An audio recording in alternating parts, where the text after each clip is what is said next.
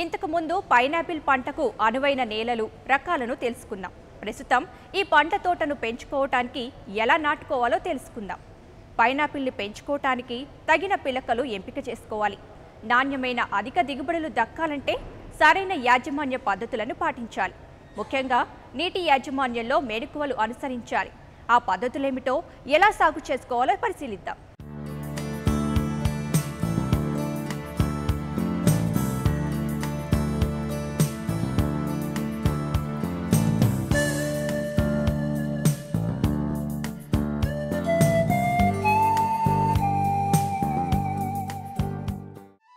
అనాసను పిలకలతో ప్రవర్ధనం చేయాలి.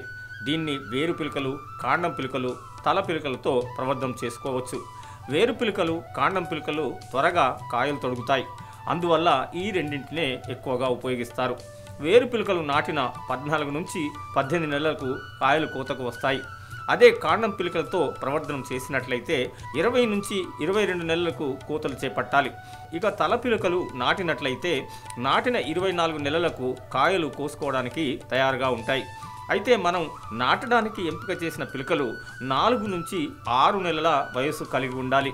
బాగా దిగుబడి వచ్చే పంట నుంచి పిలకలు ఎంపిక చేసుకోవాలి. పిలకలు నాటేటప్పుడు పిలక క్రింద 2 ఆకుల వరుసలు తీసివేయాలి.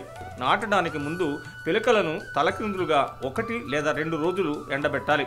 ఆ తర్వాత 1% బోర్డో మిశ్రమంలో లేదా లీటర్ నీటికి 2 గ్రాముల జైనెట్ లేదా కాప్టాన్ కలిపిన ద్రావణంలో ముంచితే ఈ పంటకు ఆశించే తెగుళ్లు రావు.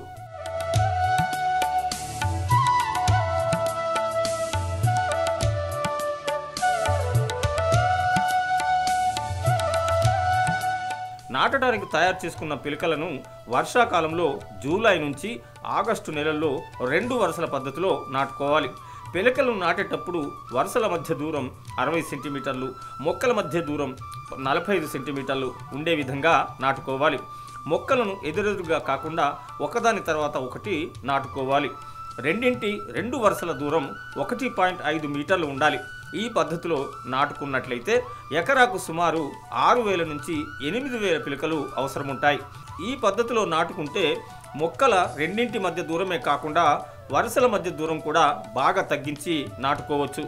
ఈ విధానంలో మొక్కల మధ్య 25 సెంటీమీటర్లు, 2 వరుసల మధ్య 60 సెంటీమీటర్ల దూరం ఉంటుంది. రెండింటి 2 వరుసల మధ్య దూరం 90 సెంటీమీటర్లు ఉండాలి. ఈ పద్ధతిలో నాటుకున్నట్లయితే ఎకరాకు సుమారుగా 19,600 నుంచి 21,000 పిలకలు అవసరముంటాయి. ఈ పిలకలను నాటుకోవడానికి ముందు నేలను సాగుకు అనుకూలంగా తయారు చేసుకోవాలి.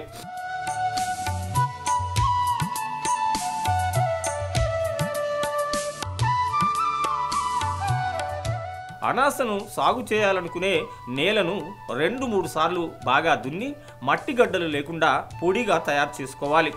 ఆఖరి దిక్కులో ఎకరాకు 8 టన్నుల చివికిన పశువుల ఎరువుని వేసి కలియ దున్నాలి. రెండింటి 2 వరుసల మధ్య 10 నుంచి 15 సెంటీమీటర్ల లోతు, 30 సెంటీమీటర్ల వెడల్పు కందకాలు తయారు చేసుకోవాలి. అలాగే మురుగునీరు బయటకు వెళ్ళే వసతి కల్పించాలి. పిలకలు నాటిన తర్వాత 2 నెలల నుంచి తవ్వకుండా కలుపు మొక్కలను ఏరివేయాలి.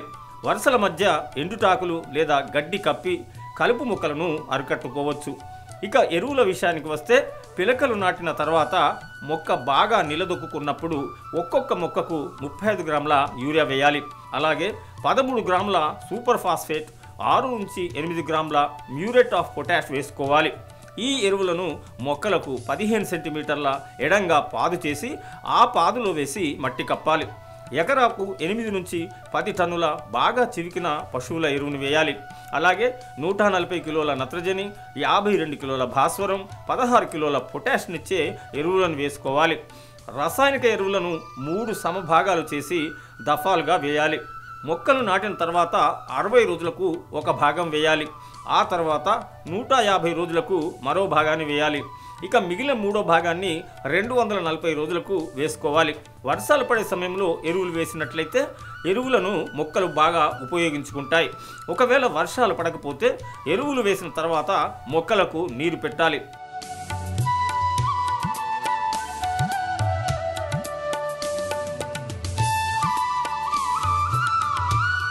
ఇక నీటి యాజమాన్యం విషయంలో జాగ్రత్తలు తీసుకోవాలి. మొక్క నీటి ఎద్దడిని ఎదుర్కోకుండా తగిన చర్యలు తీసుకోవాలి. వేసవిలో 4 నుంచి 6 నీటి తడులు ఇవ్వాలి. ఈ తడులను 15 నుంచి 20 రోజుల వ్యవధిలో పెట్టాలి. అనాస సాగు చేసినట్లయితే అన్ని మొక్కలు ఒకేసారి పూతకు రావు. నాఫ్థలిన్ ఎస్టిక్ ఆమ్లం అనే హార్మోన్ని 10 నుంచి 20 ppm అంటే లీటర్ నీటికి 10 నుంచి 20 గ్రాములు కలిపి ద్రావణం తయారు చేసుకోవాలి.